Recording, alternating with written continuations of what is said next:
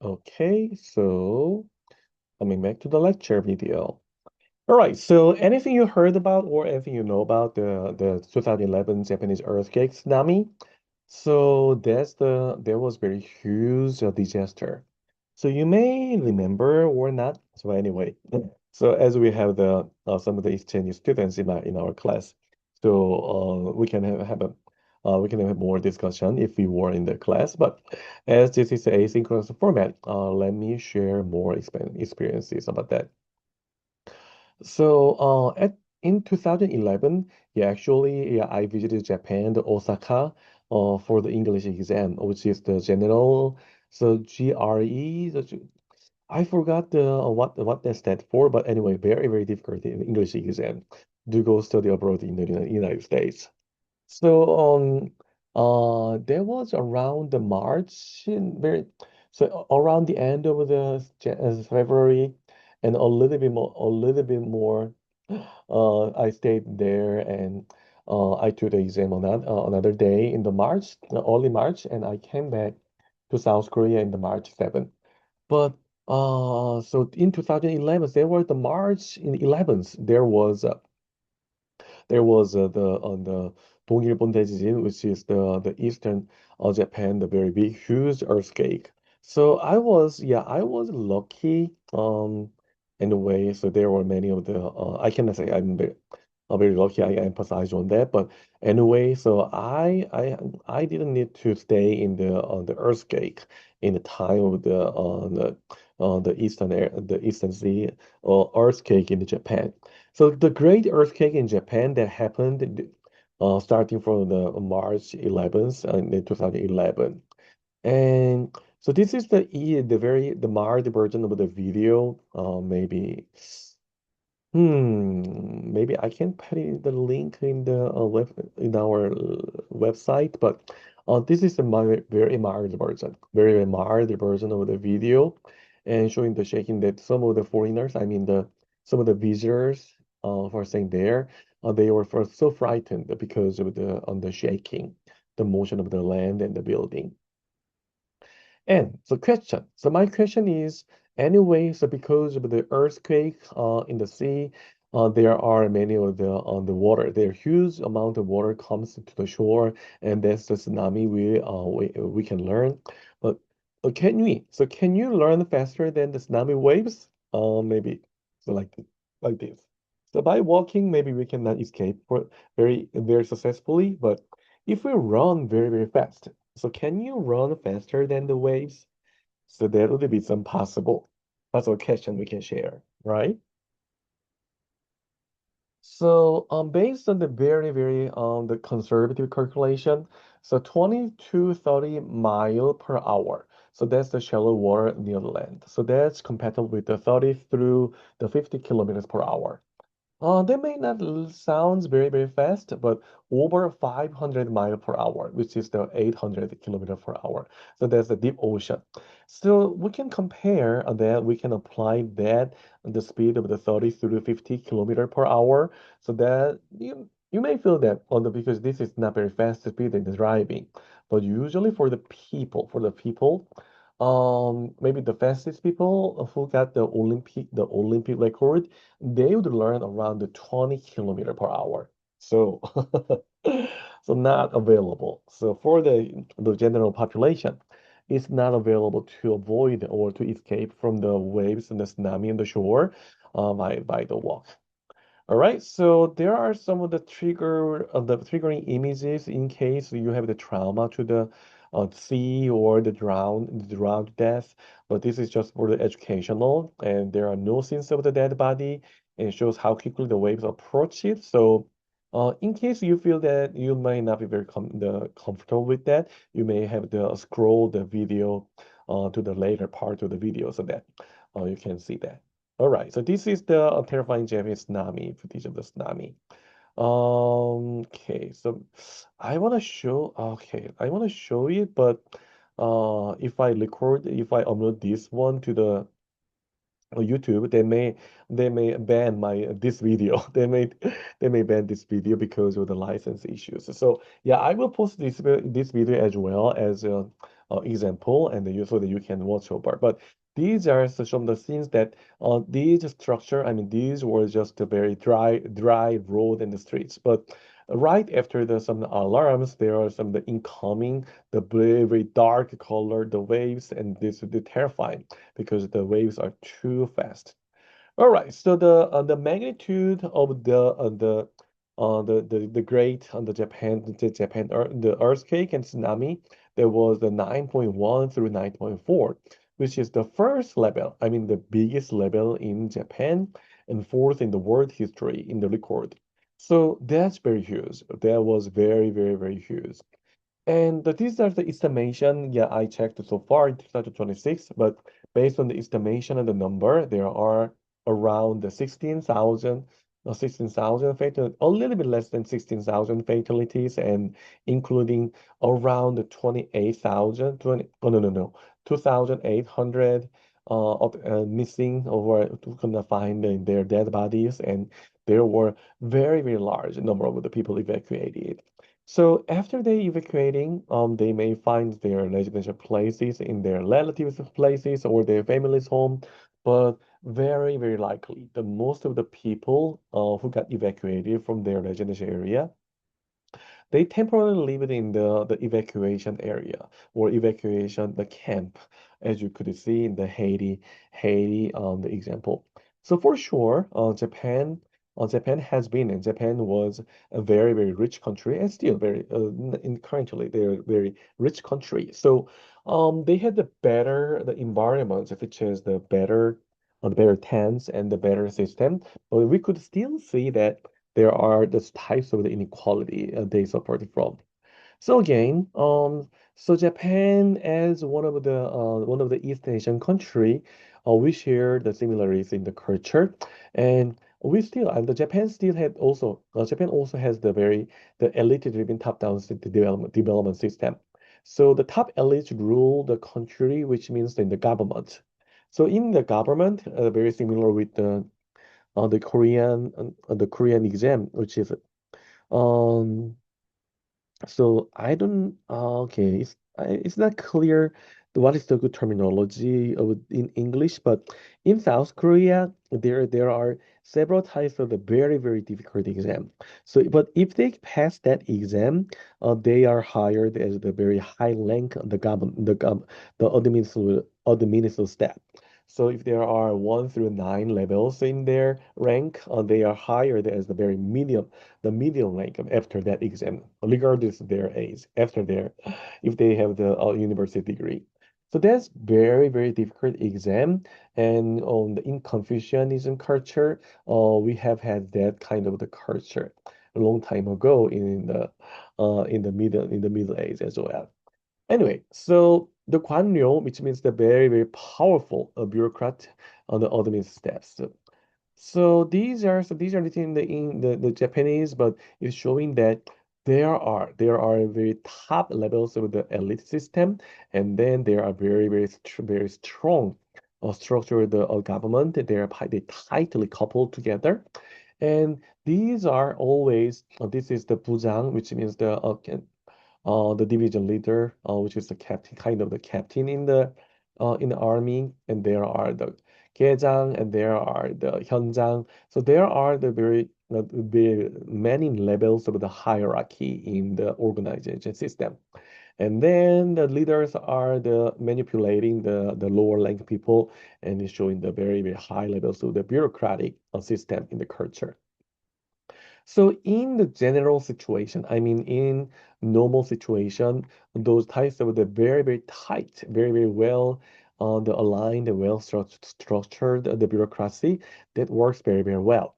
In Japan, with the very highly developed the culture of the bureaucracy, in normal situation that works very well in general, based on relatively.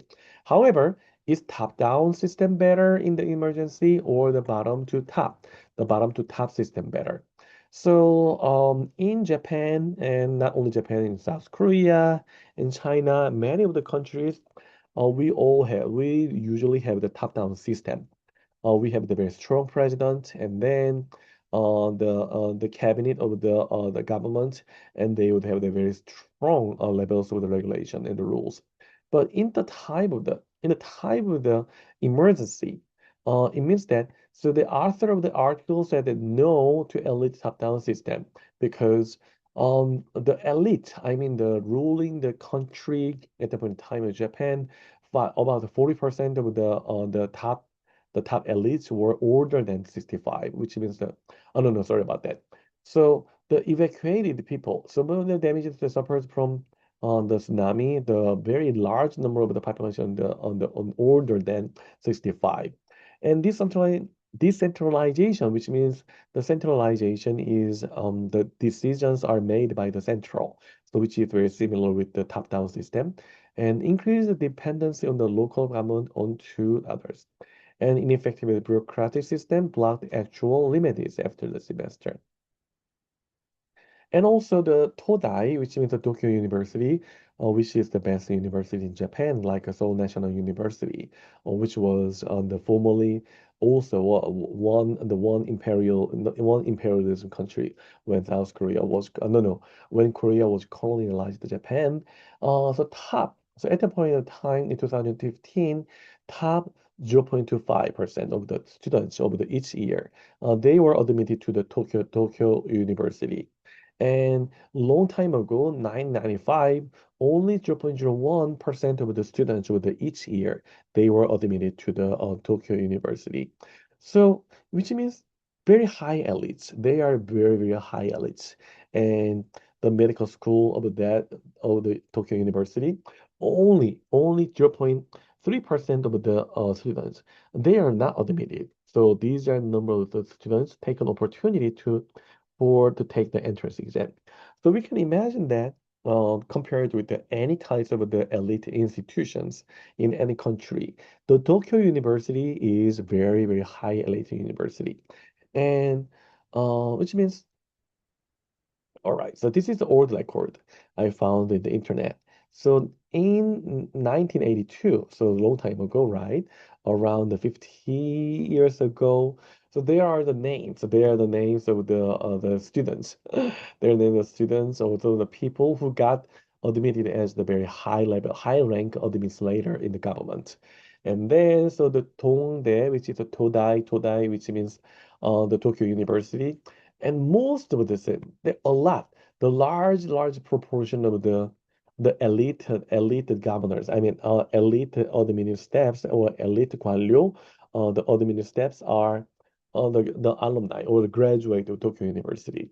So based on the records on the Tokyo University, the 85% of the very high elites in the government newly admitted to the system, they were the Tokyo University graduates. While there are so many universities. There are a lot of the universities in Japan as well. There are also very a large number of the elite universities, and not like in South Korea. There are the Sky University in South Korea, but there are a lot of the management universities in the Tokyo, and then in Japan. But all other university graduates, they just took the 15% of the thing from the four universities. So there are very high levels of the elitism in Japan. So the author, so not my opinion. So based on the author's opinion on the extreme level of the elitisms, it has a pros and cons. The pros are the strengths and the cons are the weaknesses. The pros are the high levels of the manuals, the preparedness. So within the events happening inside of the manuals, the coverages of the manuals, there are so high levels of the preparednesses. But the cons which are the weaknesses are the high levels of the inefficiency, the outdated system, and very weak at the first exposure. So at the time of the events, of the extreme events and the new events like the huge tsunami and the COVID-19, they are relatively weak. But after, after a certain point of time and the reputation and the reputations, they are very well prepared after. So that's the power of the manual. And the budget for the request related to the Great East Japan earthquake in the fiscal year 2012. and there are the budgets and the national diet of Japan, and most likely, the Minister of the Land and Minister of the Economy, the Minister of the Architecture. So we can see that the most of the many types of the remedy budgets and many of the budget requests were generated by the Ministry of Land, Infrastructure and Transport, and the Tourism. Yeah, naturally, that would be very, very and economic recovery and versus the social capacity. The lesson from the document says that the sexual violence during the rape in shelter disaster. So this is again, so the disclaimer is not, I'm not saying that this is happening, that happened only in Japan, but any types of the disaster places and any types of the disaster shelters that may happen a lot. So stressful case in the local government and miracle. So a little bit in that because like the Haiti situation, there are the less levels of the security in the evacuation homes and the evacuation tents, and there are very highly increased chance of the risks of the sexual abuse and the victimization of the rape, especially for the woman.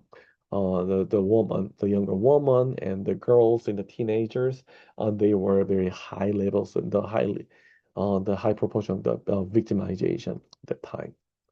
All right, so there were still I mean I was saying that the top-down system is on the very limited and they lack over the very fast and the flexible on the react and the repetition.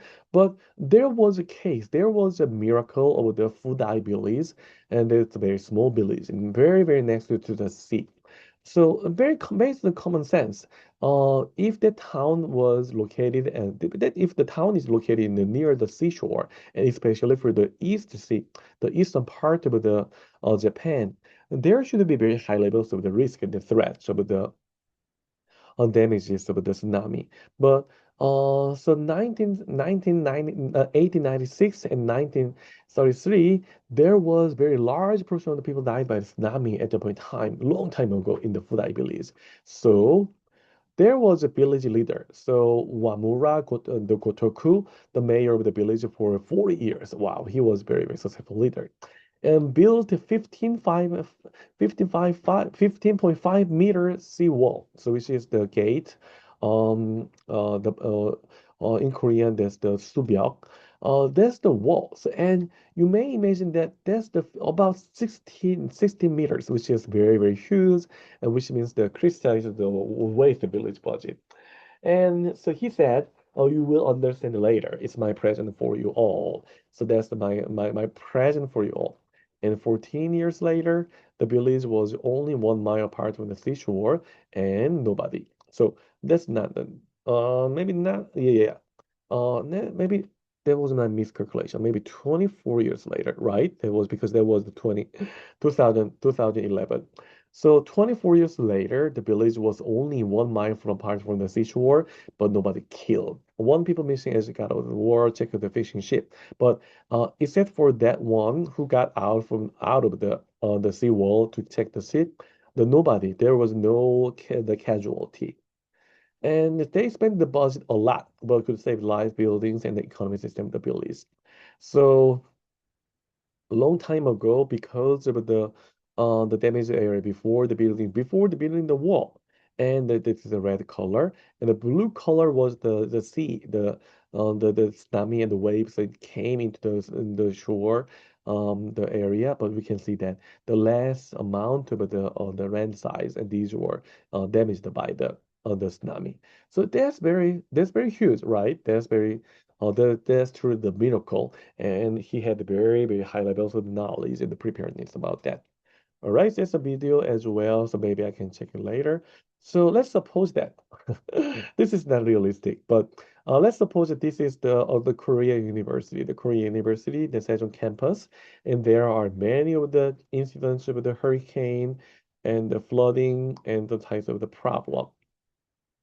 And the president of the Korea University, he or she decided to have the very big wall, very wall like that. So the walls are located in the southern part of the campus, and some of the walls are like So it means that, oh, okay, it's flooded by the wall a lot. And it might be very expensive. It may raise the tuition. Many of people would say that's crazy. But so in case, okay, in case there are the zombies, like a zombie movie, and if the surround of the walls, yeah, to save the many of the life of students. So that might be very smart decision as a student or as a part of the members of the Korean University, whatever. But anyway, so that happens a lot in as well. So in other countries as well. So in the Turkey. You may not remember about that, but about 2 or 3 years ago, there was a very huge earthquake in Turkey as well. But some of the town, like a Fudai village in Japan, they were not impacted by the earthquake a lot because of the very high, very high regulation. So in one town in Turkey, they had a very strong regulation. I mean, they had a very strong standard that um so the constructing companies were not favored with they didn't favor to that policy because that increased the budget and the proportion of the budget, and they would lose their benefit or reward because the budget, I mean, the proportion of the costs of the good materials and the very safe the structure of the beam structure of that building, that costs a lot. But after and during and after the big earthquake in Turkey, that town was very safe, not like other cities and the towns like in Turkey. So that would be very similar with the food, I believe, in Japan. So this is very, I mean, very high levels of the trade-off, right? If you earn something, you lose something. So if you cost and if you put the high levels of the budget, in the safety system, you may feel that there's the cost. I mean, there's the wasting the money in case there are no emergencies and in case there are no disasters. But in case there are some of the disasters or the emergency situations, there are many cases of the issue. All right, so surely there are the more even serious more problems are the nuclear the plants issues, but in Japan, so this is not like the created. I got it from the the Japanese websites. But in internet meme that criticizes insufficient workers by the central government in Japan. So I found the Japan, the Japanese website, but passively open to the relevant statistics and risk management and level and other information public as well. So that was the case of the Japan. And were you familiar with the term tsunami? Maybe no. So this is a kind of the scene of the tsunami, the real scene of the tsunami, which means that was the seashore, but because with the earthquake in the sea, the waves are coming very high levels. The height of the waves of tsunami would be very high. So 38 meters. Wow, that's very huge. So you can see that there was a seashore and very huge. The size of the amount of the waves are coming. Oh yeah, so that's very huge, right? Oh, the catastrophic.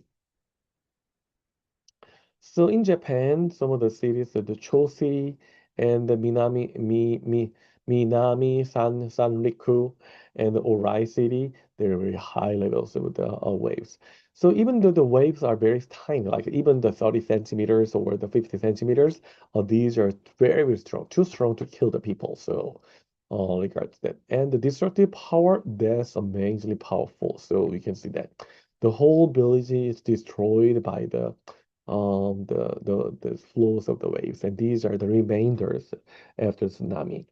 And tourists in the tsunami, so in Japan, these are in Japan, and you may remember the East Asian, it was happening in the East Asian and the Southern Asian countries.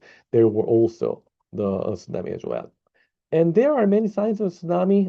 In case, maybe it can be applied to the flood as well. So before the risk of the flood, there are the very sudden the sucks of the water, the sudden low time in the river and the sea, and then the sudden rising the tides is coming through, and then the water comes very quickly. So whenever you see the lower down of the river and the sea, you do need to evacuate very quickly, right? Oh, that's so fast. And the fires killing the people after the during the tsunami, which would be after the destroying power of the tsunami and the waves. There are the explosion of the gases and the electricity, so very very dangerous. And then that kind of the scenery happens after the tsunami and wildfire as well. So that's very huge. All right, so there are many of the new sea walls construction plan on the share of the East Sea of the South Korea. Okay, so I can oh, it's not opening. Sorry, it's not right. But still the same debates. Is this the wasting the money or for the future, just in case? So we're not sure. So could the largest tsunami happen in the United States or in South Korea? Maybe or maybe not. All right. So the next issue is the disaster preparedness. Around the early part of the semester, we had the trial of the going outside the classroom and checking the information of the evacuation method or some of the very the emergency information you could see. So what's used with education in 2006 in South Korea? So education and disaster preparedness, there are the possible association usually.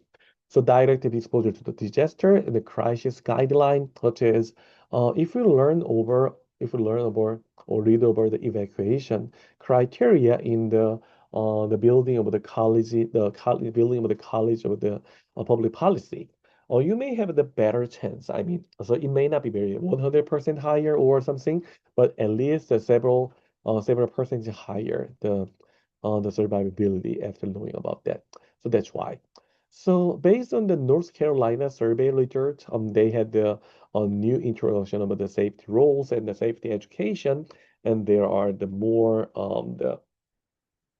the knowledge about the tsunami and others. So, the safety education, these might not be very, very efficient for you. But you may feel that that's the wasting your time, but always and the knowing about the manuals. I mean, the prepare for the emergency would be very helpful in case there are some of the emergencies in the future. All right, so 2004 Indian Ocean earthquake. You may not be very familiar about that because that happened in early, very, very early 2000. But I vividly remember about that because before the East Japan earthquake and the tsunami, there was one of the main parts of the historical events with the history of the earthquake. And the magnitude was about same, very, very about same with the Japanese earthquake and the tsunami, but the death tolls were higher. So to around the around the 300,000 people killed because of that tsunami. So this is also called the Boxing Day tsunami and second in the world history between 20th and the second 21st century. All right, so how the education impact the health? So it means that, as I mentioned before, there's a mediation, and based on the learned effectiveness of the education, they can have the sense of the control and more of the access to the information. All right, so uh, like that. Oh, again, education. So danger crocodiles do not swim, though it's saying that, are you insane? Get away from the water. The big crowd will help you. Nope, it's just a propaganda funded by the tourist operator. Show me a scientific study that proves your claims. Oh, not fair. I wanted to academic option of the PS. It's not really. Oh no. So this is that. But anyway, so that's why the education, I mean the following the safety rules, and these are very, very important.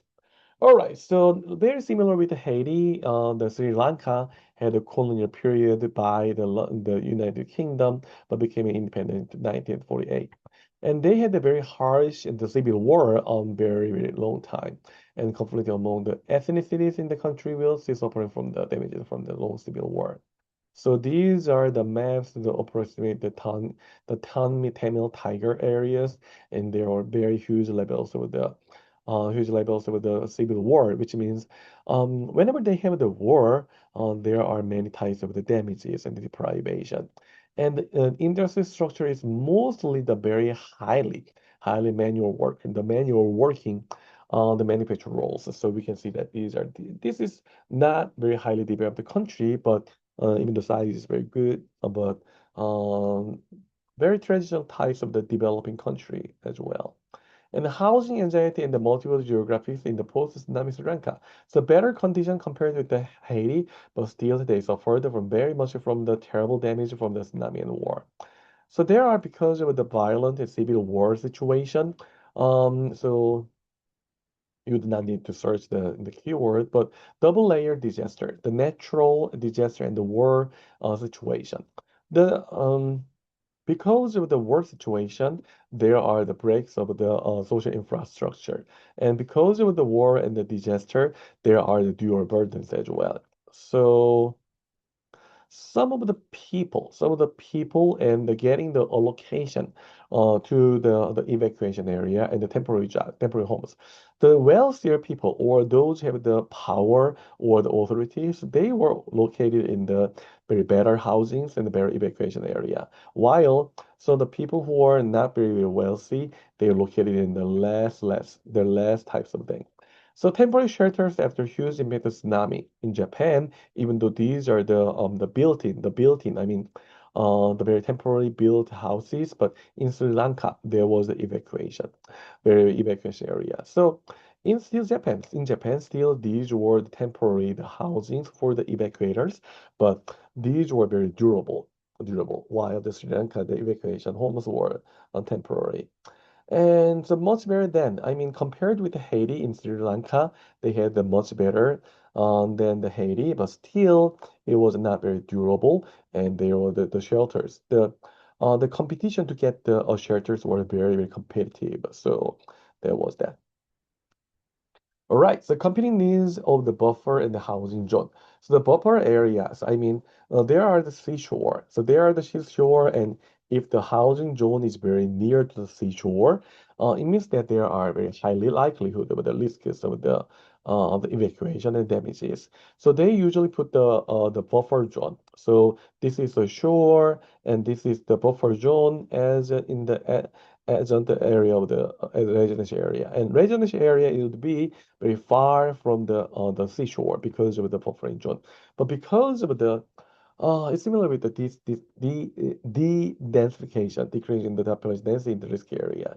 So cannot rebuild their house if the zone was transition to the buffer zone, forced migration. And the civil war forced the people to move to sea area.